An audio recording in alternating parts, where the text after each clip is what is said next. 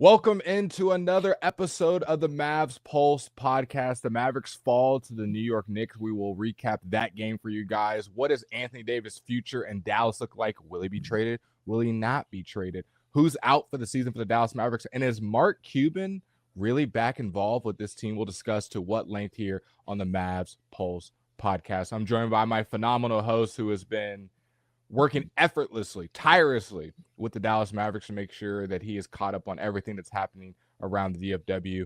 My boy, Grant Afseth. Grant, it's been a long couple of weeks. The last time we recorded, I was before I left for Georgia.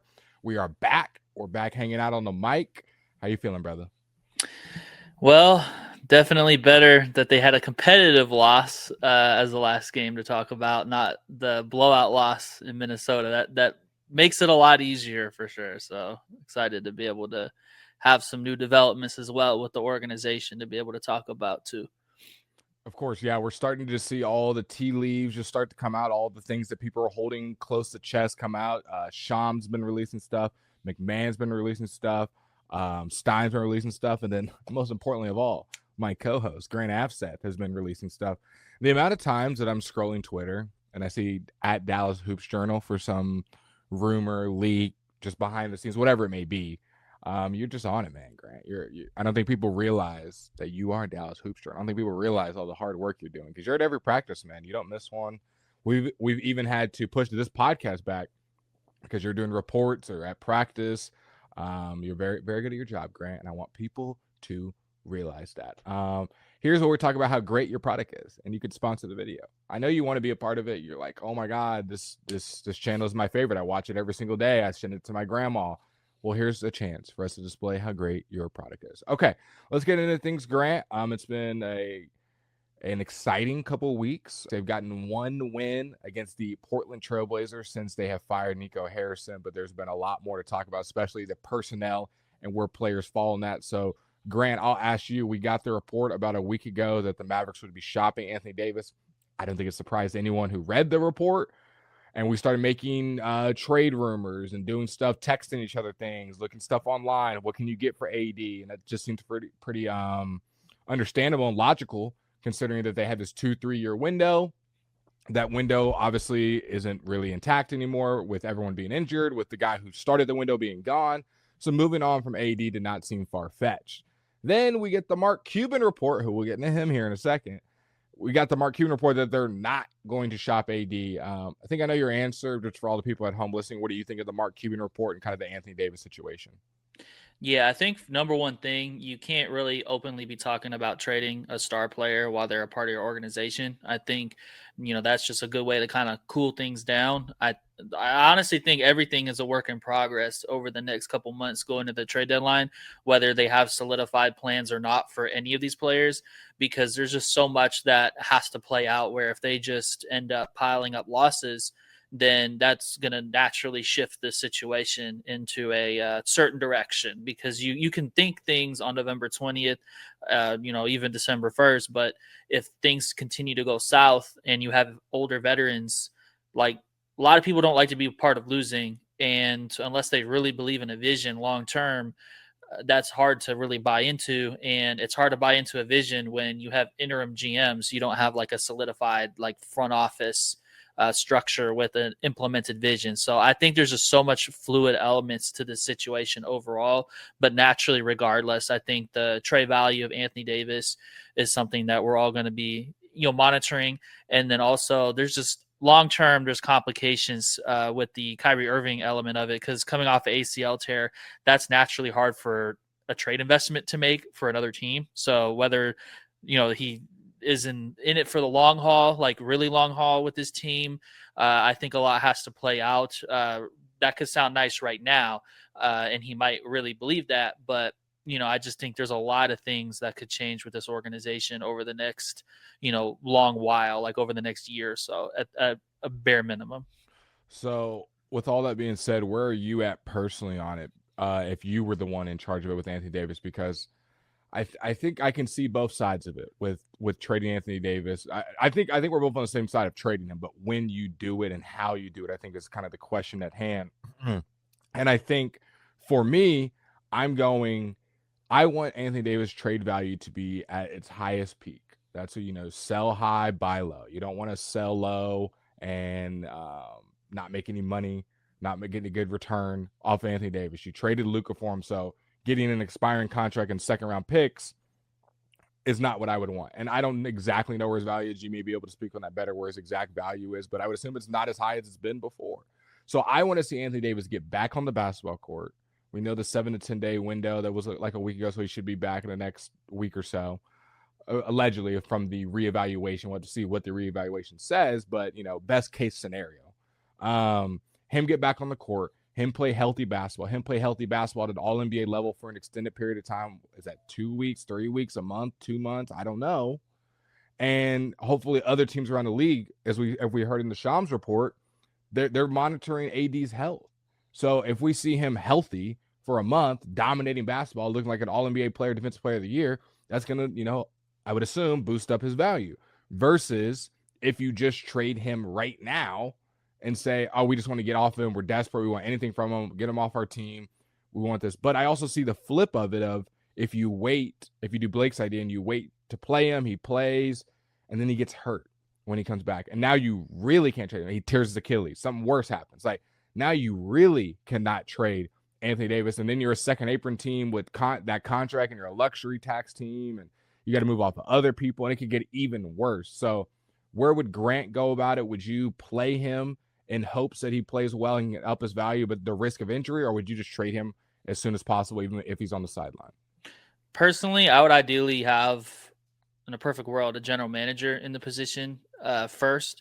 But if you can't have that luxury and you really are motivated as like from an ownership standpoint, I would at least try to time it close to the trade deadline as possible, because that's usually when desperation from other teams and just like this like sense that like we're in this Eastern Conference race, or we need a big piece in the West. Like those thoughts really start to escalate around the trade deadline around the league. And somebody with the Eastern Conference being so, weakened right now due to injuries, someone might think, just like Nico thought last year, let's just make a big move and we could, push our chips in and get Anthony Davis and make a run.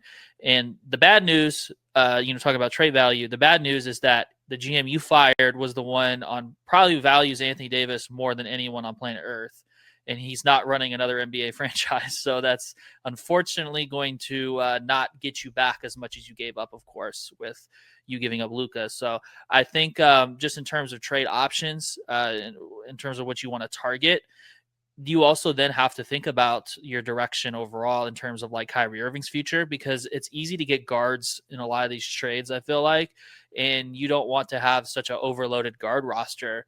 So it gets a little more complicated if the plan, like from a trade standpoint, is to keep Kyrie long term, because then you're going to have to find probably players on the wing, because you're probably confident in the centers that you have, and they already have a lot of redundant wings as well. So there's just probably a general need for draft picks, of course, with this team not really having their own for pretty much past this current draft cycle, the next 5 years or so. So definitely that combination of a contender that has draft assets that are not their own, because you don't want to trade and give an Anthony Davis to a team that's already built well, and then you have low value draft picks. You want to find that balance of a team that has a reason to trade for Anthony Davis, has other teams' draft assets, and is willing to make the trade, around the deadline. And that's kind of the tough like filters when you go through the trade market in scenarios that you're going to have to kind of solve for. So that's just kind of my general thought. I think you just get your best value the closer you get to the deadline, where some team is going to really like have that itch to gamble and make a big trade before the deadline passes. Yeah, I think when it comes to, sorry, cut that. I was coughing. Okay. When it comes to Kyrie Irving, who you were just speaking at, let's delve into that as well. Kyrie Irving, the report comes out today from McMahon and others that the Dallas Mavericks want to keep Kyrie Irving long term, want to keep him part of this team into next season, have plans for him. I have been an advocate of Kyrie Irving. I've made that very clear on this program and on other programmings. I think you should keep him part of this team. I think you need some veteran leadership. And I'll make it more simple than that for everyone listening. Non-basketball aside, what is Cuban, Dumont, the GMs, the Mavs as an organization trying to do right now? They are trying to do a PR rehabilitation of the fans. The fans have a disconnect from the team right now. The fans, did with the Nico situation and still kind of do. Don't want to come to games. Season ticket holders, I know firsthand, were canceling their season tickets like it was going out of style. People, even when they're at the games, are showing low energy. I'm getting texts from people every game. It's low energy here. It's not very hype. And that's not how Mavs games used to be. When I was going, like, Mavs games were must see, especially when Luka. We're not going to touch that, but you get my point. Like, people wanted to go to Mavs games, and Kyrie Irving is a little bit of that light. Kyrie was part of that. It wasn't like only Luka. Like, Kyrie played a big part in that as well. And Kyrie was the guy that steadied the ship when you traded Luka. Still had fans coming. Still had fans being loud. Still had fans believing in this team. And so I'm very much a proponent of keeping Kyrie Irving a part of this basketball team. Do I think you need to give him another 3-year deal? No, we can talk about that in length, and he's getting older. I get that. But as far as what the contract he's on, he's going to be making around $40 million next year. He'll be 33, 34. I think you should keep him. I think it's smart on the Mavs to keep some semblance of unity and kind of what the fans can recognize. Get fans in the seats as well. Like, you got to sell tickets. I don't think Kyrie Irving would be the first guy moving off of, or even the second guy. I think there's way other guys we could go up and down the roster of guys I'd rather move on from. Kyrie Irving, I think, speaks right now to Mavs basketball and Mavs fans. So I would keep him based on the report that came out earlier today. I'm with it, and I'm happy to hear that. Yeah, I think from everything that you said in terms of the off the court, I think the on the court value, you're going to have somebody that attracts a lot of attention, and something that, Jason Kidd and others have mentioned frequently, and we've talked about it as well, from our own analysis, is that you end up making matchups easier for Cooper Flag. Teams have to put a really great defender on Kyrie Irving, and that just opens up more options and favorable matchups for Cooper Flag to attack. And when you're in your formative NBA development years, if you will, having a easier set of circumstances is always beneficial for somebody like, developing their offensive game and just getting comfortable and continuing to elevate themselves. And I think just overall, thinking of this team with Anthony Davis at the 4, I've always been skeptical of that, but they have a lot of good pieces, in my opinion.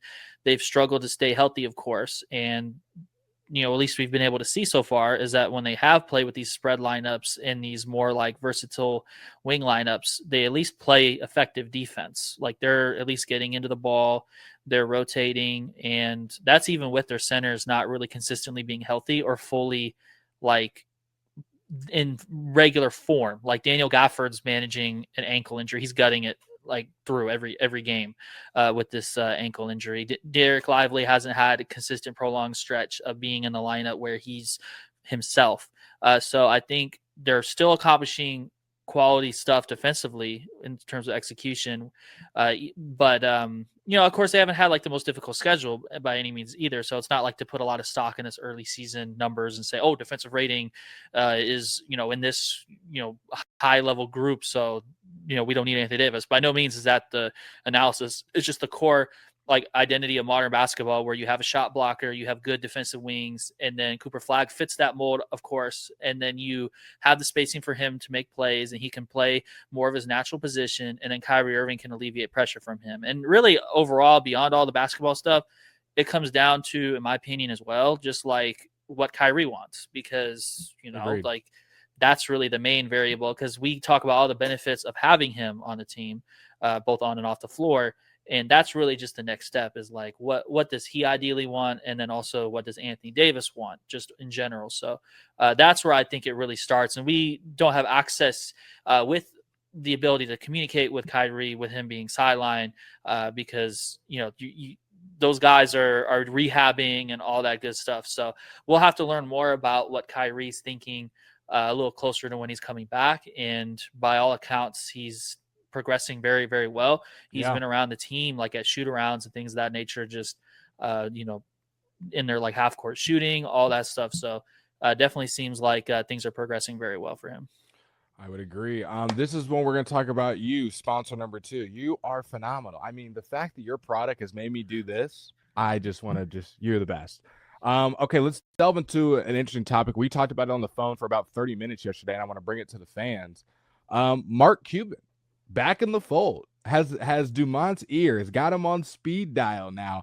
Kind of looks like his words were prophetic from back in the day when he was saying, don't trade Luka. I would never trade Luka. Don't bring this guy in. Do bring this guy in.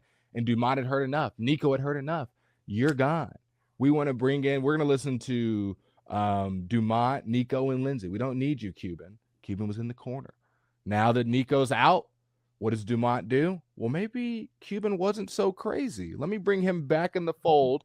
Now, from what I know, and I'll let Grant speak on this in much longer length. From what I know, it's very much from a unpaid advisor. Just the communication is there. It's not like Cuban's the new GM. Cuban's not the assistant GM. Cuban's not like got an office right next to Nico or next to Nico. Nico don't got an office right next to Dumont or anything like that. He's just, Dumont's hearing him out now. He was the one that came out with the ADs not getting traded, and I think we both agreed that was just a PR spin to save faith. Also, that was his way of saying I've got a little bit of pull, if you will, to McMahon to put that out there and Shams and whatnot. So, what is your thoughts on Cuban being back in the fold? How much of a role do you think he has, and what is him and Dumont's relationship to your knowledge? Yeah, I think for the most part, like just the general landscape of the situation, the way it's played out since the sale, Patrick Dumont is definitely somebody who's believed in kind of like that typical corporate structure, like environment where he like believes people or trust people, I should say, to do their jobs effectively. And we've talked about that like to a fault sometimes with Nico kind of selling him a horrible trade idea. But I think just throughout this process, Nico really kind of angled his way to basically convince Dumont, like, I only need one boss. It's too confusing to be reporting to Mark Cuban and Patrick Dumont. So he said, why don't we just make this, gradually it shifted to where it's like just the traditional on paper structure. But to this day, the voices that are like influential, to my understanding of the situation is just, Jason Kidd plays a prominent role, of course. That's someone that Patrick Dumont's leaning on, Mark as well, and then the assistant GMs too. So, I'm sure there's other voices as well because they have obviously a lot of basketball operations, voices overall just in their departments. But those are the main, core people. And I think it's just all about figuring out a direction right now because they're really in a tough, set of circumstances where they were all in on a short-term, really like just aggressive push at a gamble. And they got the downside of it. And now they're kind of stuck in that like salvage mode where, they have to really rectify things like figure out, now with Cooper Flagg being here after 1.8% chance conveying for the number one pick, like how do we balance, maximizing Cooper Flagg's development while also wanting to ideally win, but also not having our own draft picks. So are we out of force in a position where we have to value the draft really heavily this year because we control our pick this year and don't, for the next while. So it's just a lot of different variables and circumstances where it's kind of a clash of, wanting to win, knowing they probably need to value this year's draft, and then also just knowing that they don't have the luxury of just saying, well, it's as easy as saying tank, tear down, and we can just be patient and keep drafting players until everyone develops because you don't have the picks long term. You don't control, like you losing doesn't benefit you after this season. So that's just all the things they're going to have to sort through. And just to answer your question, Mark Cuban is certainly one of those voices that is being listened to because he's got the experience. That was kind of the relationship we were sold on during the team sale was, Mark Cuban. He's done this for a while, of course, being the previous owner. Patrick's new to basketball, so Mark's a voice that he can rely on. And I think Patrick just gradually got sold on thinking that Nico was such a powerful voice and an accurate voice that he didn't need the opinions from Mark. And now, obviously with the way the situation has turned, that has shifted to where Mark's feedback is more valued. But to your point, not like a like a situation where under the previous situation where he can really like step in and make moves himself as an owner. Because like you can overstep GMs and then, like that happens all the time in sports. Like the owner wants this guy drafted with this pick. The war room, the scouts, everyone for like, I'm not saying this has happened with, like specific examples or anything with Mark Cuban, but just like, NFL teams, like they have all these scouts, they have all these like people evaluating talent. The GM wants to go a certain direction. And then all of a sudden the owner wants this guy drafted and none of that stuff matters. It's the Cowboys. I'll just go ahead and break the ice. It's the Cowboys. That's Jerry, Stephen Jones, Will McClay, Schottenheimer. The amount of times we see the team want to go this way, and Jerry says, I want this player. Quentin Williams did look good in his first matchup. Random side Cowboys note. But let's. I do want to talk about some more things with you, Grant, because you brought some news to the timeline today about Klay Thompson and D'Angelo Russell, kind of both of them being on the trade block, kind of why they're on the trade block, how D'Angelo Russell's perceived, how to get Klay, who doesn't seem to be happy with his situation or is okay with being traded. If you could speak a little bit more on that and kind of where all that stemmed from, if you will. Yeah, I think just everyone kind of is under the assumption that this is just a natural situation where if you're a vet and you were brought in for a win now like role, this team is not in a position that's winning, and there's certainly a possibility that you could get traded. That's just pretty much, like if you're over the age of 30, I think you're pretty much in that box, or even at the age of 30, 29, things of that nature. Like you're in that situation where if there's a good trade out there, it is logical for the Dallas Mavericks to strongly consider trading you. Not necessarily like a situation of like, oh, we got to get rid of this guy or that guy, but it's like, like this team is in a position to be sellers at the deadline, but you also have to be reasonable about selling too. Like if it's Klay, if it's D'Angelo Russell, if it's any of these guys, you want to not trade players that you really feel like are going to help you potentially for 3+ years. Like you don't necessarily want to start saying, oh, let's just sell PJ Washington, Najee Marshall, Max Christie, like the younger guys that are like, either in or nearing their prime. You've got to keep them in the fold and develop them unless you get a trade offer that you really can't refuse. So right now, I just think everyone who's like been brought in as like those like push us over the top pieces like Klay, he's in that box. And then, D'Angelo Russell as well. He was brought in to really fill a void like significantly while Kyrie is out. And he's had some great games like against the Knicks. Like last night, he was, really effective, scoring the ball and provided a big boost off the bench. But, I think a lot of us were under the assumption that would be the case in terms of him coming off the bench when he signed for a tax mid-level exception. So clearly, I don't think there's a ton of trust there.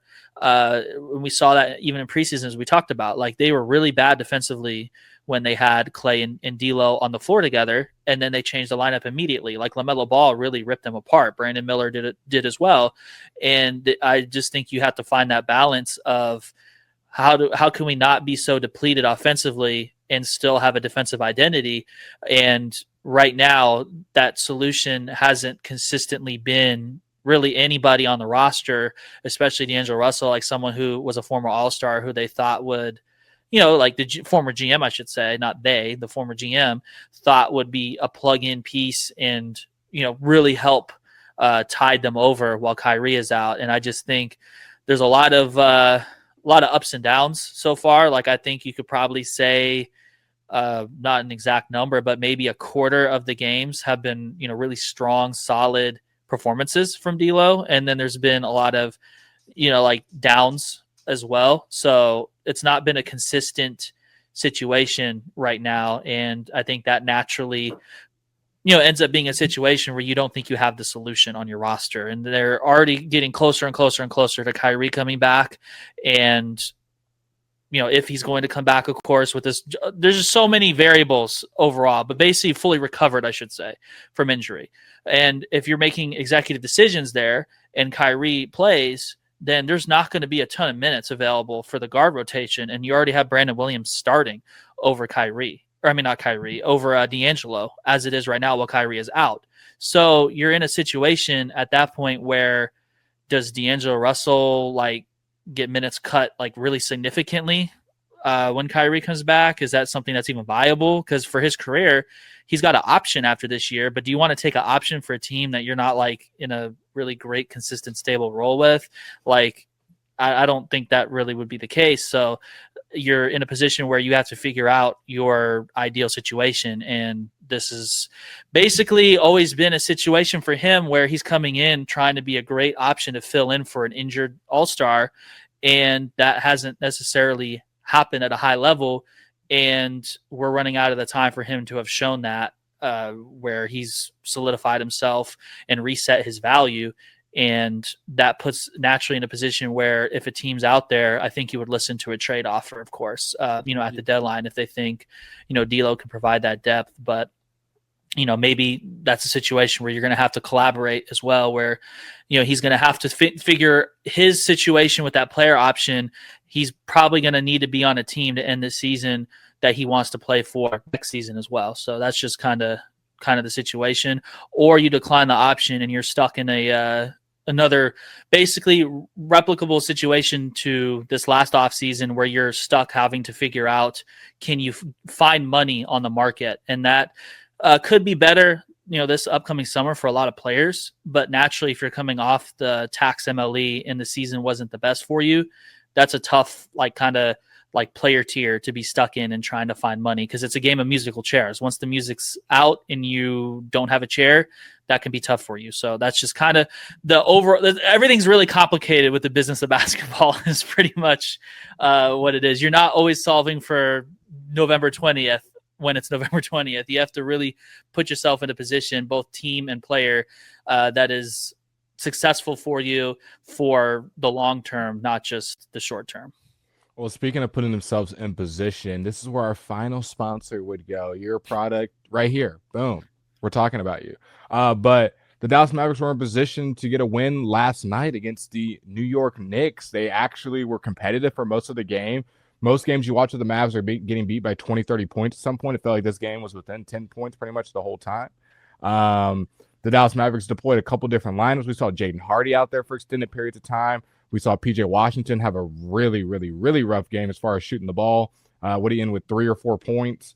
I think he was 1 for 12 from the floor. Yeah, definitely one of those, the worst shooting games I think you can probably imagine from PJ. He's usually been super consistent. It was not good, but they had a chance at the very end. The New York Knicks missed what? They went 5 of 6 on the line at the end. They couldn't make a free throw. They get the inbounds pass with no timeouts to Derek Lively at midcourt. Get it to Brandon Williams sprinting by him on the sideline. He gets around. Was that Shamet that he got around and ends up hooking for the game-winning layup? I thought it was an and one. He's about to shoot a free throw to win the game, and they call a charge, a hook, offensive foul. Doesn't matter. I think it was a bull call. When I watched the replay, did he hook him? Yes. I think we all saw it. We all have eyes. He hooked him. But, let him play. Let him play. Man, the Mavs can't win. Well, I'll say this. That's a ticky-tack call. Cooper Flagg was talking about, when he got pushed down in a close game situation and it was a turnover and the other team was able to get a layup. He was like, I understand, I got to be physical and refs aren't going to call those calls to decide the game. So it's like being on the downside of each of those situations is a frustrating position to be in. And, those losses really add up, especially for a team where, they play, I think, probably more clutch games than anybody else. I know they have more clutch losses than everybody else. They have 9. I think they're 3-9. So every one of those games matters a lot. I think at least so far, though, I know the silver linings aren't why people get excited about, basketball teams, but at least against the Clippers, they lost, but kept it really close, went to double overtime. They were able to win in overtime against Portland. And, the Minnesota loss was really rough. They got blown out. They just couldn't make shots at all. That was pretty much over, really quick into the game on the second half of back-to-back after those overtime games. But the Knicks game, good team. They don't have all their pieces. Mavs don't either. But they were able to, as you said, had a potential chance to win it at the line if a offensive foul wasn't called. So they've been in a lot of these games, and that just kind of leads us back to that defensive, conversation. They hit a lot of threes, 16 of them against New York, but they really struggled from 3, if I remember correctly, against the Clippers and Trailblazers. So just the consistent throughout that, consistent theme is just defense, being able to get stops at the right time. And I think they have a lot of solid pieces where they're able to get by, whether their shot blockers are there or not. And that's not to say they have a super elite defense by any means, but at least that's something that you can see building around Cooper Flag, gradually throughout these next couple years. They could have a really interesting team where their star is really, additive to that identity, and you have a ton of size, athleticism, and that could be a tough team to really score against. So I think those are silver linings, and being able to be, in a situation like against New York where Cooper Flag doesn't play, Caleb Martin, for all that we talk about offensively, defensively, he's been, relied on to guard some really tough matchups during the spot minutes that he's been getting.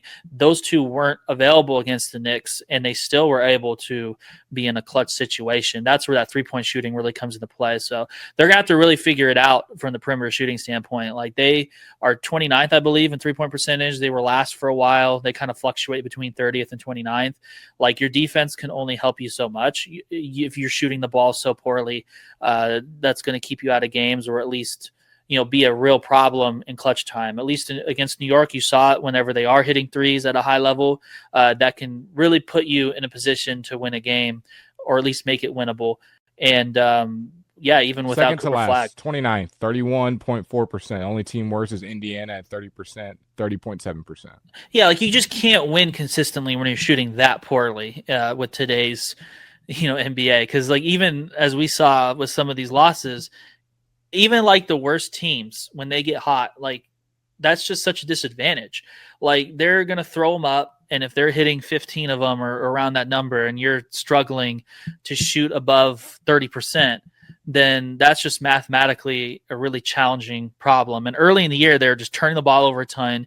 They still are having problems with turnovers in a lot of these games as well. So they're going to have to figure out the 3-point shooting and turnovers. I feel like we could probably talk about that part of it for the next, long while, until they get somebody like Kyrie Irving on the floor, because someone who's really efficient and can kind of help command things a little bit and draw double teams, open things up. So that's probably going to be a theme that really comes down to kind of a talent problem. Like, they have a lot of great complementary pieces, but they're asking a lot from players who probably ideally are more complementing somebody else who is drawing a lot of this attention. So yeah, that's kind of the tough inefficiency element you're going to get, where shot quality struggles, turnovers are high, and they're going to have to try to play really great defense to put themselves in positions to be successful. So we're just seeing a lot of that similar, brand of basketball, throughout this season. And yeah, they're five of their last 6 games they've lost. Their last win prior to that stretch was against the tanking Wizards.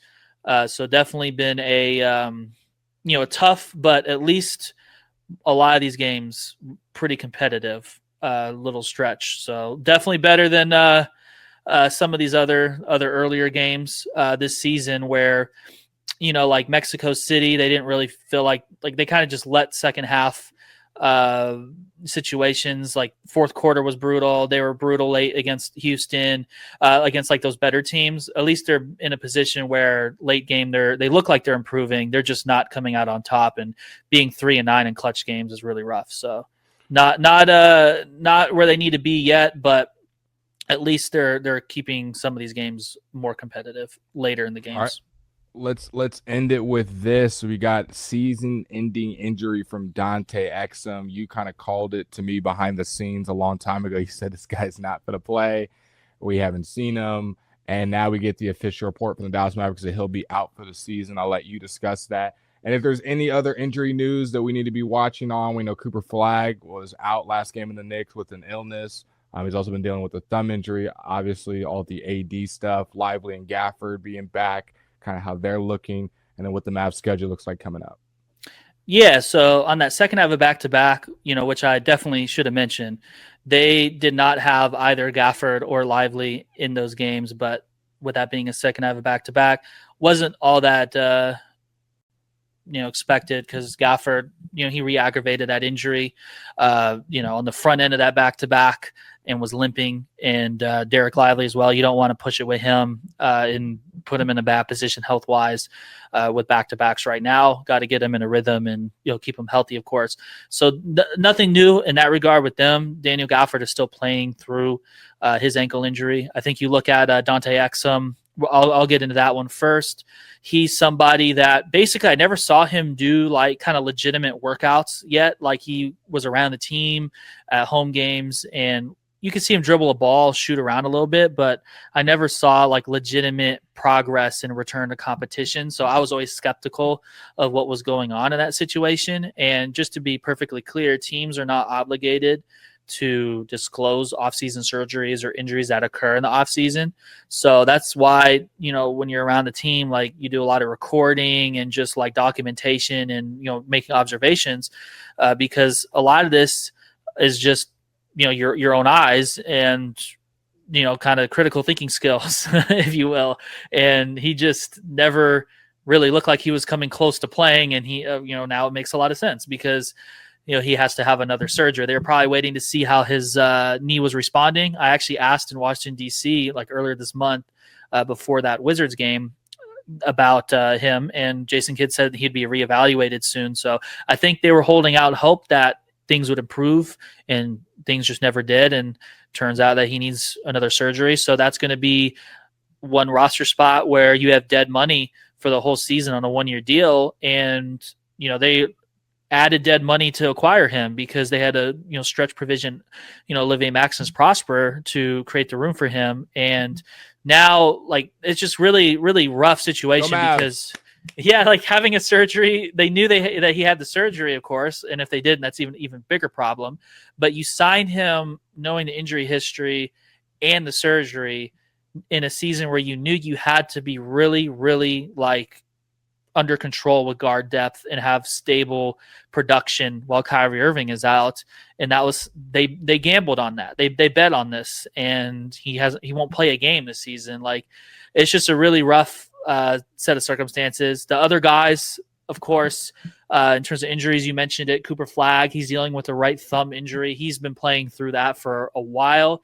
Nothing's really been changing. He's been listed as available like immediately on the injury reports. I think that's just something they're disclosing, but not going to necessarily, change unless something gets, dramatically worse randomly. But he was out with the illness last game, so that's not concerning with this thumb injury. And nothing new on Anthony Davis. There hasn't been any like big reevaluation announcement or anything of that nature, but definitely always keeping an eye on him. He's been around the team. And I think beyond that, there's no one that's really standing out on this injury report for Friday's game against the Pelicans. Ryan Nembhard on a two-way deal. He's out with a knee sprain. He was moving around a little bit, like he was kind of doing what Danté Exum, I was describing what he's been doing, where he had a ball in his hands. He was around the team before this last game against the Knicks, but I haven't seen like return to competition workouts or anything of that nature from him. So I think with Jason Kidd's comment about him being potentially 2 to 3 weeks away,